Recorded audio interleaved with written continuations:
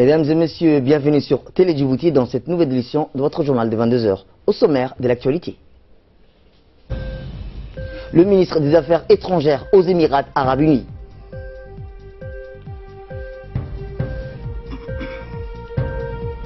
Santé à présent, fin de la caravane médico-chirurgicale dans les régions de l'intérieur.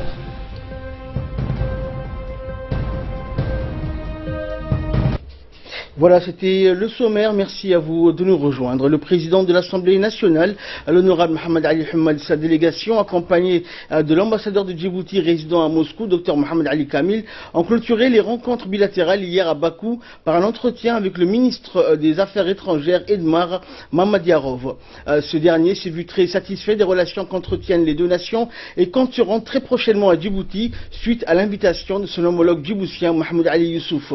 Le président du Parlement a remercié chaleureusement l'Azerbaïdjan à travers le ministre pour l'aide humanitaire octroyée à Djibouti et il a mis en évidence que la diplomatie parlementaire se doit d'être complémentaire aux relations diplomatiques classiques entretenues entre les deux pays.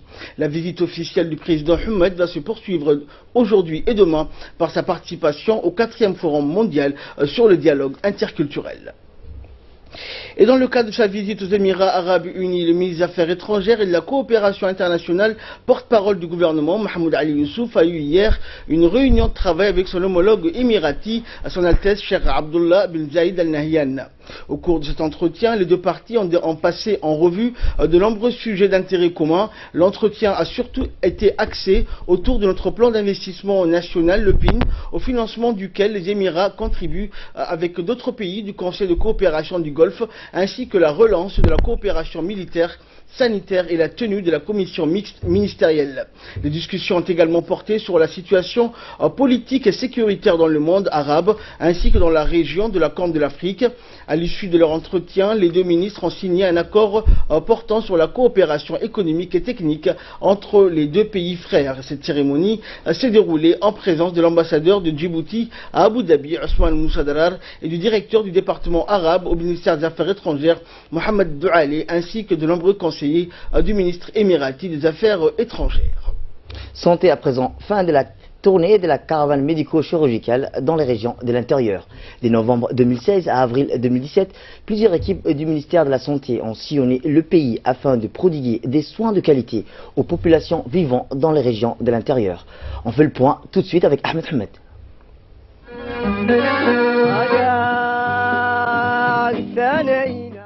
Lancée en novembre 2016 à Ali Sabié, la caravane médico-chirurgicale a fait le tour du pays en passant par toutes les régions du pays, à savoir Dikil, Obok, Tadjoura, pour finir à Arta. C'est ainsi donc que s'est tenue hier à Artaville une importante cérémonie de clôture des travaux de cette caravane. Une importante délégation ministérielle conduite par le ministre de la Santé, Dr Jama El Moukié, est composée du ministre de l'Intérieur, Hassan Omar, du ministre de la Communication, chargé des Postes et des Télécommunications, Abdi Youssouf Sougué, du ministre des Affaires musulmanes, de la Culture et des Biens Warf, Moumin Hassan Barré, du ministre de l'Énergie, chargé des Ressources naturelles, Younis Ali Guedi, du secrétaire d'État à la Jeunesse et au Sport, Hassan Mohamed Kamil, et de la secrétaire d'État aux Affaires sociales, Mouna Ousmane Aden, s'est rendu à cette occasion à Arta pour marquer l'événement. À cette délégation ministérielle se joignaient également les représentants des organisations du système des Nations Unies, à savoir les représentants de l'UNICEF, de l'OMS et de l'OIM, tous partenaires du ministère de la Santé, mais également des diplomates des pays amis accrédités à Djibouti, comme l'ambassadeur de Turquie. La délégation a été accueillie par les autorités de la région, à savoir le préfet de la région Abdellah Al-Oukié, le président du conseil régional Elmi Boudadé, par les parlementaires de la région, les élus locaux, les locales, mais surtout par une foule en liesse. Massés tout au long du parcours menant à l'hôpital régional d'Arta, lieu de la cérémonie, les habitants de cette région ont manifesté un engouement particulier pour accueillir cette importante délégation gouvernementale qui a été ovationnée, acclamée tout au long de son parcours. Venus non seulement du chef-lieu, mais également de toutes les localités qui composent cette région, à savoir Damirjo, Bouéa, Laïta, Loïada, Douda, Pekavin, Omar Djaga, pour ne citer que celle-ci. Ils étaient venus en masse jeudi pour manifester leur remerciement et satisfaction au président de la République, Ismaël Omar Guelleh, et à son gouvernement pour ces journées de soins prodiguées à la population d'Arta.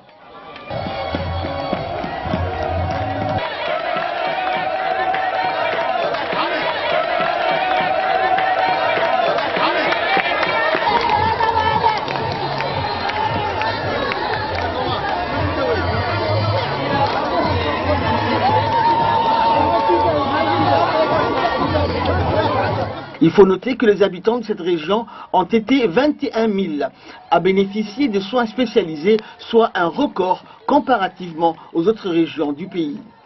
Face à l'affluence massive de la population, un délai de 10 jours a été spécialement accordé par le ministère de la Santé afin d'assurer une couverture maximale de soins pour les habitants de cette région. Une médecine spécialisée aux populations des régions a en effet déclenché chez les habitants de cette région un sentiment fort à l'égard de leur patrie et de leurs gouvernants, au premier desquels le président de la République Ismaël Omar Guelleh, pour qui la santé de ses compatriotes, où qu'ils soient sur le territoire, est la priorité des priorités. Enfin, il faut savoir que la caravane médico-chirurgicale est une résultante de la feuille de route assignée au ministre de la Santé. Pendant cette dizaine de jours, l'hôpital régional d'Arta a fonctionné au maximum de ses capacités. Toutes ces différentes unités de médecine et de chirurgie fonctionnaient de 8 h du matin pour finir aux environs de 21 h, et ce, même durant le 1er mai, jour de la fête du travail.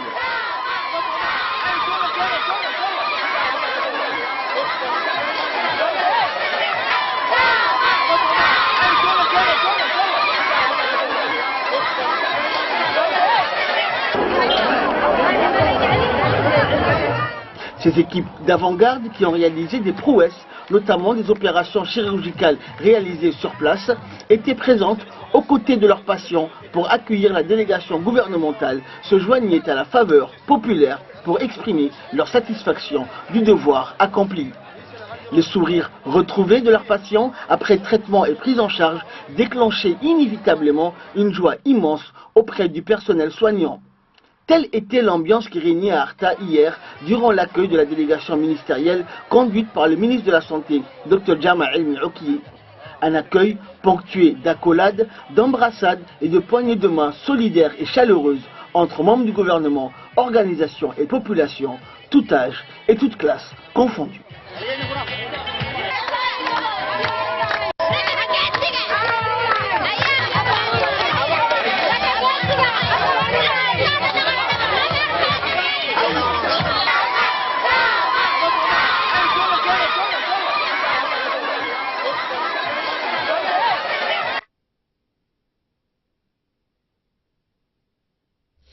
Entamons la série des interventions. Le président du conseil régional d'Arta, Elmi Bourgoudadé, et le préfet de la région, Abdellah Delal Oukiye, ont remercié le ministre de la Santé pour cette noble initiative. Ils ont également félicité le personnel de la santé, en particulier le corps médical, qui a travaillé d'arrache-pied pendant 10 jours en consultant, diagnostiquant et opérant les quelques 21 000 patients de toute la région d'Arta. Nous les écoutons. Belle région dont l'architecte, l'organisateur et le créateur n'est autre que l'actuel président de la République, son Excellence Ismaël Omar Guelleh.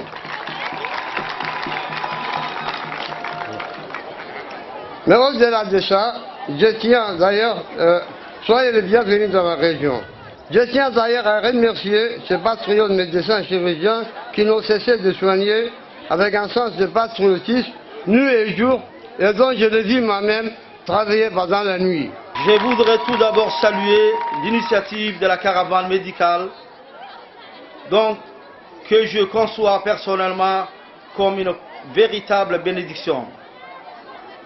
Dans le cadre de la politique d'amélioration de l'accessibilité des services de soins mise en place par notre président de la République, son Excellence Ismaël Omar Guelleh, en faveur de la population et surtout celle de la population nomade de la localité rurale le plus éloignée.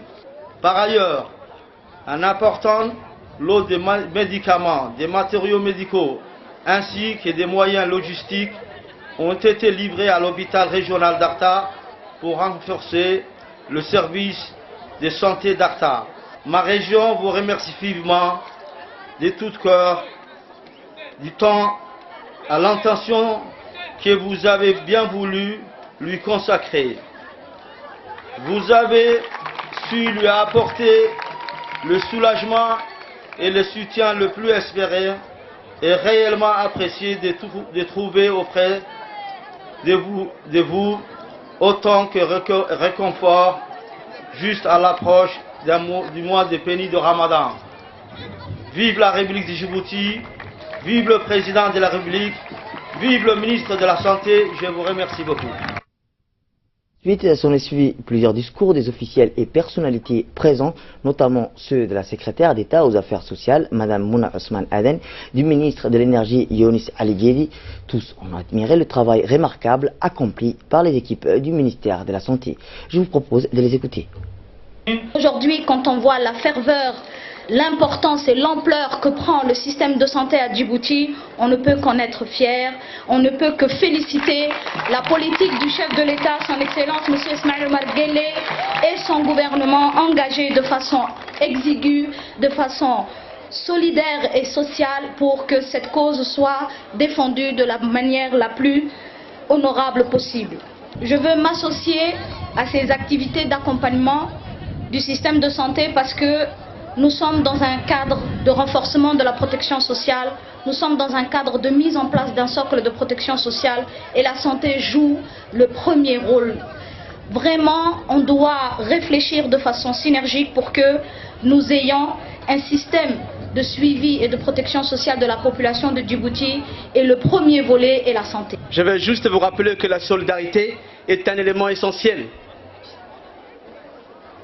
Un concept institutionnel ancien, ancré dans nos racines, et son objectif est de contribuer à l'épanouissement et au sein de la communauté nationale djiboutienne. La santé est un facteur essentiel de notre population et de sa survie, mais aussi un moyen, un simple moyen de suivre la population djiboutienne, la santé de la population djiboutienne qui, aux yeux du président de la République, son Excellence Ismaïl Omar Guelleh,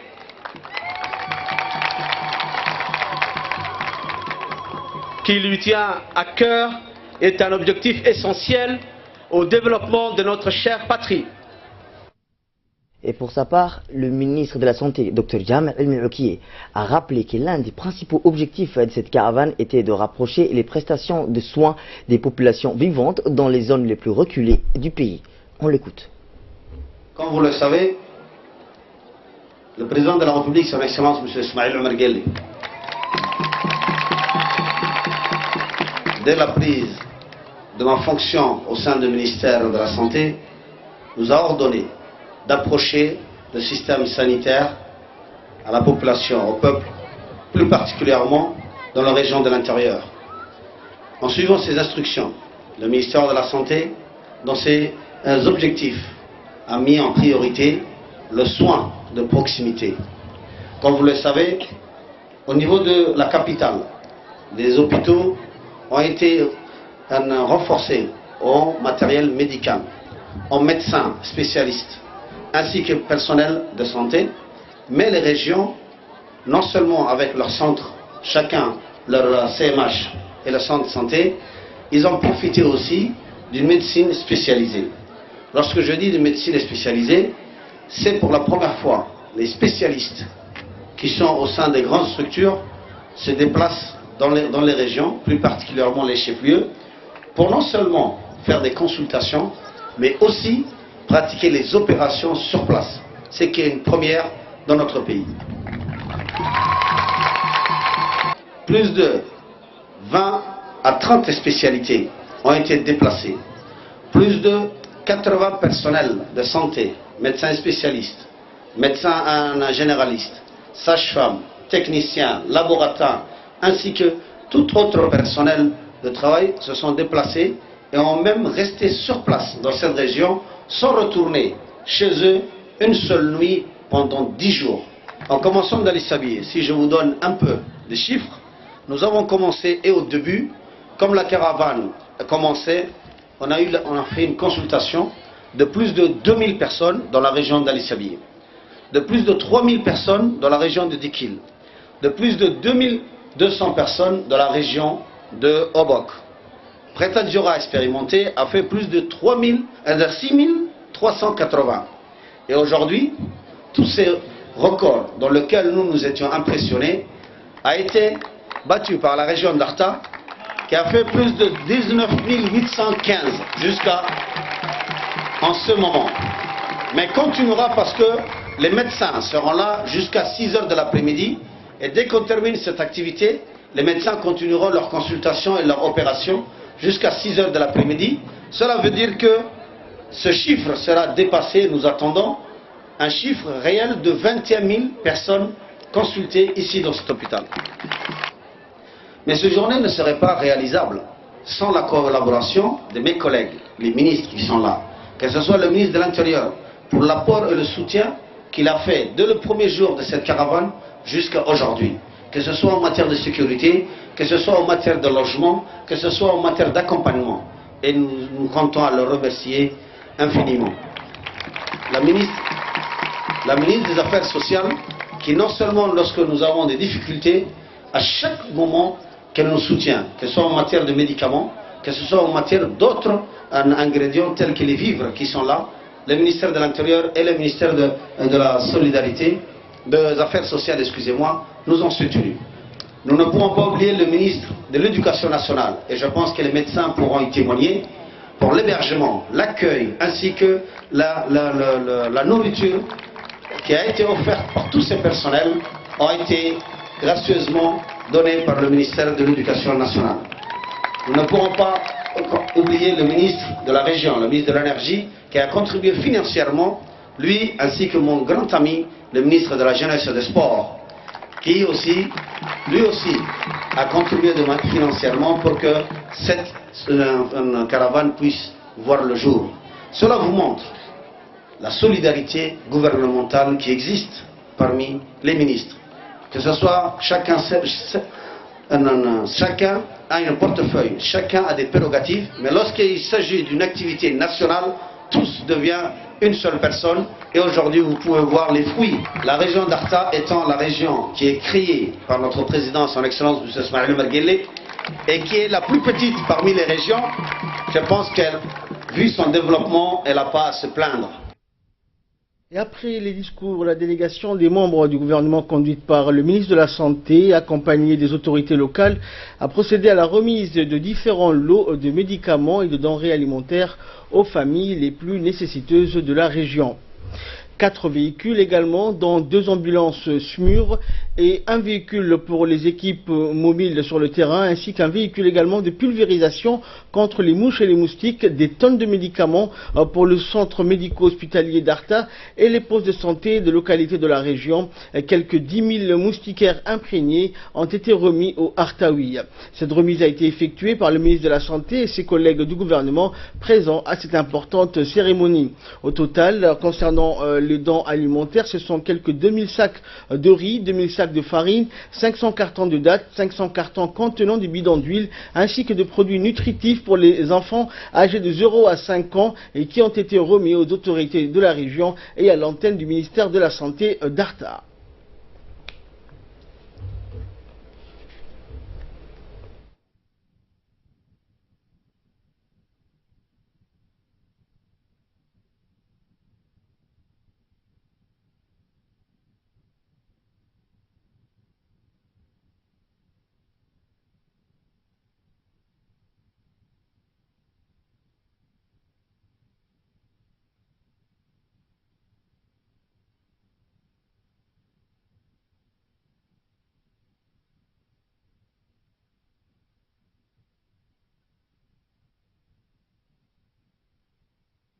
Par la suite, le ministre de la Santé et la délégation ministérielle qui l'accompagne ont visité les différents locaux de l'hôpital régional, notamment le bloc opératoire qui a été équipé avec la toute dernière technologie.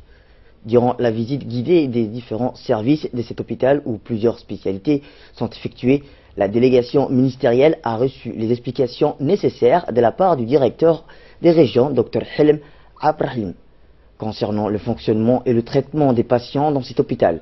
Plusieurs services ont été visités, notamment l'ophtalmologie, le service orthopédie, l'urologie, la pédiatrie, le laboratoire d'analyse et pour finir le bloc opératoire.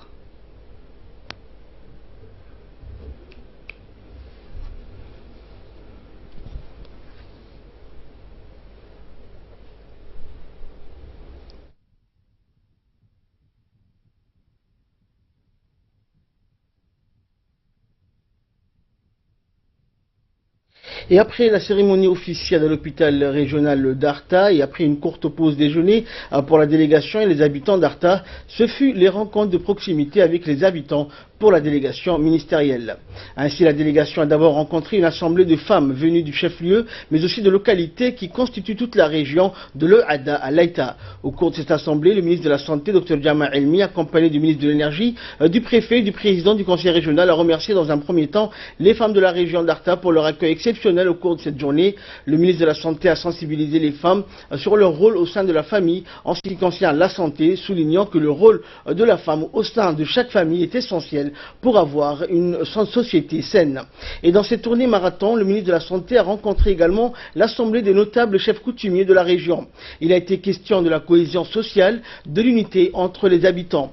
À l'ordre du jour de cette rencontre, l'atténuation des effets de la sécheresse, les moyens de lutte contre la soif et la solidarité au sein de la communauté. Et pour clôturer cette importante journée, les membres du gouvernement et des autorités de la région ont tenu des réunions avec la population de la région. Et c'est dans le locaux de l'école de l'hôtellerie d'Arta que s'est tenue la réunion avec les femmes, les sages, les oukal, les chefs religieux et coutumiers, avec la participation de la jeunesse de la région. Les membres du gouvernement ont rassuré et promis de répondre à leurs interrogations en interpellant les autorités compétentes. Les membres du gouvernement ont assuré également les habitants d'Arta de leur importance capitale pour le développement de la région.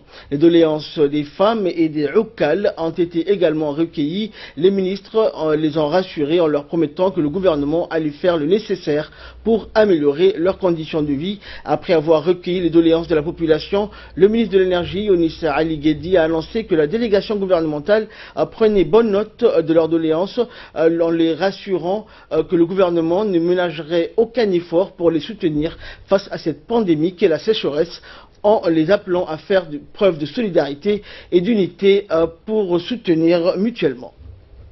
Et prenons la parole à son tour, le ministre de la Santé, Dr Jama Elmi, a d'emblée remercié la population d'Arta pour l'accueil qu'elle a réservé à la délégation qui l'accompagnait. Un accueil qui a marqué, a-t-il dit, les représentants du système des Nations Unies. Évoquant les questions de santé de la communauté, le ministre a indiqué que la mise en place de cette caravane chirurgico-médicale répondait au souci du chef de l'État de garantir à chaque citoyen une santé de proximité spécialisée et que pour cela, en tant que ministre de la Santé, il doit couvrir l'étendue du territoire et faire en sorte que chaque Djiboutien soit consulté afin de bénéficier de tous les soins spécialisés. Seul moyen de parvenir, selon le ministre, à une société saine et bien portante. Enfin, le ministre a ainsi félicité les notables pour le record de consultation qui est de 21 000 personnes atteintes à Arta, et qu'ils poursuivent sur cette lancée et continuent de sensibiliser les habitants afin de parvenir lors de la prochaine caravane à l'objectif 100% de consultation. Autre nouvelle du pays, c'est hier en fin de matinée que s'est clôturée la conférence sur les politiques et la recherche dans l'enseignement supérieur. Cette conférence, qui a débuté il y a 2 jours à l'hôtel Kempinski, évoquait la qualité et les défis futurs pour l'Afrique de l'Est et l'océan Indien. Cette conférence de haut niveau avait regroupé différents responsables des ministères de l'enseignement de 5 pays de l'Afrique, de l'Est et de l'océan Indien. Cette conférence de haut niveau regroupant aussi les ministères de l'enseignement des 5 pays de l'Afrique de l'Est et de l'océan Indien, des membres de l'UNESCO, à savoir l'Ouganda, le Comore, la Somalie, le Sénégal, le Sud-Soudan, les représentants de l'UNESCO, à savoir l'Ouganda aussi, le Comore, la Somalie, le Sénégal, le Sud-Soudan, des chercheurs en sciences sociales, des jeunes de la société civile. Les objectifs premiers de cette conférence étaient d'évoquer la possibilité de mettre en place des réformes afin de promouvoir un renforcement des études supérieures, les programmes de la recherche afin de mieux intégrer dans le tissu du développement socio-économique et environnemental. Rappelons que cette conférence s'est ouverte sous l'égide du président de la République, son Excellence Ismaël Omar Guelleh, qui a toujours placé l'enseignement et la recherche au centre de son agenda. Permettre aux populations de bénéficier au maximum des actions qui sont menées par l'UNESCO à partir de son bureau de Nairobi. Pour plus de précisions concernant cette conférence, écoutons les explications du ministre de l'Enseignement supérieur et de la Recherche, Dr Nabil Mohamed Ahmed. Et également leur collaboration future. Je voudrais remercier tous les invités qui ont été patients pendant tous ces jours-ci, qui ont contribué également et qui ont donné énormément de pistes et de voies pour que nous puissions améliorer en tant que ministre notre vision de l'enseignement supérieur et de la recherche. Je voudrais remercier les étudiants, et c'est une première que des étudiants puissent rester avec des décideurs politiques, des chercheurs, des enseignants, des présidents d'université, des directeurs d'instituts de recherche et d'instituts des sciences supérieures de la santé. Donc c'est tout cela aujourd'hui qui fait que c'est avec une certaine fierté. Et si cette fierté, c'est d'abord grâce à vous. S'il y a eu un succès, c'est d'abord grâce à vous, grâce à votre enthousiasme, grâce à votre persévérance, grâce à votre écoute. Et c'est comme ça que l'Afrique doit avancer. Tout à l'heure, j'ai fait exprès de vous dire assalamu alaikum, juste pour vous dire, et vous m'avez répondu alaykum assalam. C'est pour vous dire que dans cette région, quand on rencontre quelqu'un, on dit toujours à vous, et non pas comme c'est traduit souvent good morning ou bonjour, c'est paix à vous. Et l'autre répond la paix à vous également. C'est un indicateur de ce que nous pouvons faire ensemble avec la paix. Et sans paix, nous ne pouvons rien espérer. Aucune de ces recommandations que vous avez vues là ne pourra marcher. Donc travaillons ensemble sur la paix. Faisons-en un véritable challenge. Parce que chacun d'entre nous est conscient qu'il faut faire la paix. Et c'est comme ça que nous allons réussir. Parce que c'était très très riche. Parfois on a secoué les rapporteurs en leur disant c'était pas ça. Mais finalement ce qui compte, c'est la substance qui est sortie. Et cette substance, c'est sur celle-là que nous devons travailler. Alors, une certaine publicité, ils disent « Et what else ?»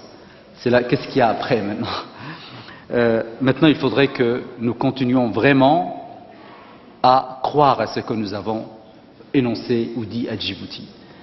Un suivi. Je suis convaincu que mes collègues ici, ministres, vont faire le leadership chacun, à sa façon, dans son pays ou ailleurs dans le monde, pour parler de la conférence de Djibouti, et pour nous inviter à leur tour chez eux, pour que nous puissions également rester toujours dans cet esprit. En tout cas, vous êtes toujours le bienvenu à Djibouti. Nous avons parlé tout au long de cette conférence, et je suis sûr que certains en ont rêvé la nuit, technologie, science, développement, paix, etc., etc. Mais tout ça, c'est pourquoi? C'est pour nos enfants, pour le futur. Je parlais tout à l'heure d'expliquer également mes amis et mes camarades ici, ministres, et ceux que nous pouvons également engager dans cette voie qui nous semble très très importante. Le président de la République, son Excellence Ismaël Omar Guelleh, avait dit avant-hier, le temps nous est compté pour que l'Afrique, et c'est le moment ou jamais où l'Afrique doit aller en avant. Je pense que dans tout ce qu'on a dit, il n'y a plus de doute là-dessus. Nous devons aller de l'avant pour que nous puissions prendre en marche, pour que nous puissions prendre en main cette révolution qui est devant nous, qui est la technologie, les nouvelles technologies, la révolution numérique. Et nos étudiants, nos enfants, tous maîtrisent bien cette technologie et l'ont déjà intégrée, l'ont déjà acquise. Donnons-nous les moyens d'aller encore le plus loin possible. Sport à présent, l'ouverture des travaux de la 51e session ordinaire du comité exécutif de l'ACNOA, l'association des comités nationaux olympiques de l'Afrique, a débuté ce vendredi au Djibouti Palace Kempinski. Après le mot de bienvenue de la présidente du comité national olympique et sportif djiboutien et membre du comité international olympique, Aïcha Garad Ali, souhaitant le bon déroulement des travaux, suivi bien sûr de l'allocution émouvante du président de l'ACNOA, Lassana Palinfo, qui a remercié en son nom et celui des 15 membres du comité exécutif de l'accueil chaleureux et fraternel qui leur a été réservé. Le président Palinfo a précisé que ce n'est pas la taille d'un comité national olympique qui importe, mais l'efficacité et le projet mis en place sur l'olympisme, sur le social qui porte notre intérêt de venir aujourd'hui à Djibouti. Cette session est la dernière du quadriennal 2013-2016. Le secrétaire d'État à la jeunesse et au sport, Hassan Mohamed Kamil, a quant à lui débuté son intervention en remerciant l'ensemble des participants pour avoir bien voulu faire le déplacement jusqu'à Djibouti, que par ailleurs il était honoré de prendre part à cette réunion du comité exécutif, non seulement en tant que premier responsable du sport, mais aussi en tant que sportif. Il a poursuivi en mettant l'accent sur l'hospitalité légendaire de Djibouti. Enfin, il a souhaité la bienvenue aux participants et de passer un excellent séjour avant de leur souhaiter un bon déroulement pour les travaux à venir. à mon nom et à votre nom personnel, à Monsieur le ministre, lui dire que nous avons été agréablement accueillis, lui dire que nous avons eu toutes les facilités et que l'accueil ici nous permet de travailler efficacement pour l'Afrique. Lui dire mille merci à mon nom et à votre nom. Merci. Nous vous proposons à présent de suivre l'intervention du secrétaire d'État à la jeunesse et au sport, M. Hassan Mohamed Kamil. Vous avez découvert Djibouti. Pour nous, c'était sincèrement un challenge à relever. Faire découvrir aussi Djibouti sur l'espace africain, mais aussi international. Notre cher président de la République, Monsieur le Président, Monsieur Ismaël Omar Guelleh, qui n'est pas connu de l'Afrique, qui œuvre notamment pour cette contrée de la paix, parce que nous avons tout autour des pays en fait et en guerre, et qui fait sincèrement tout son possible. Le 90% de son agenda est orienté vers cette stabilité de ce pays, capital et tout ça. Mais seulement c'est pour vous dire, soyez les bienvenus, welcome comme on dit en anglais, et marhaban bikoum en arabe. Sport, toujours pour clore l'actualité nationale. Le complexe sportif du roi Fahad à Balbala a abrité hier soir la finale du tournoi interclasse des écoles islamiques. Le coup d'envoi a été donné par le secrétaire général du secrétariat d'État à la jeunesse et au sport et du directeur de l'université Iman Mohammed Ben Saoud du Royaume d'Arabie Saoudite. Ce tournoi a été organisé par l'Institut islamique à Djibouti en étroite collaboration avec le secrétariat d'État à la jeunesse et au sport. Le match final s'est disputé entre la formation section diplômée et la formation de l'enseignement secondaire. Il s'est déroulé en présence du chargé d'affaires de l'ambassade saoudienne, M. Jamil Ben Abdurrahman Shisha, ainsi que le secrétaire général du secrétariat d'État à la jeunesse et au sport, M. Mohamed Ahmed Farah, et le directeur de l'Institut islamique, Cheikh Atik Ben Suleiman Al-Hamdi, et d'autres responsables. Ce tournoi de la première édition s'est déroulé pendant 3 mois dans les différentes classes de l'Institut islamique. Selon le directeur, ce tournoi a pour objectif de renforcer les activités sportives annuelles. L'équipe de la section des diplômés a gagné par un score de 1-0. Le directeur du sport, M. Abshir Al-Hassan, a félicité le bon déroulement de cette coupe pour la première fois à Djibouti. Enfin, le tournoi s'est clôturé par la remise des trophées. La jeunesse, qu'elle soit issue du milieu scolaire francophone, qu'elle soit issue du milieu scolaire islamique ou anglophone. Donc nous sommes très heureux ici de pouvoir participer aux côtés des responsables de l'Institut islamique, ce tournoi qui a regroupé les jeunes de moins de 20 ans et fréquentant l'école islamique de l'Arabie Saoudite ici à Djibouti. C'est la fin de notre édition. Merci à vous de nous avoir suivis, mais restez avec nous pour la suite de nos programmes télévisés.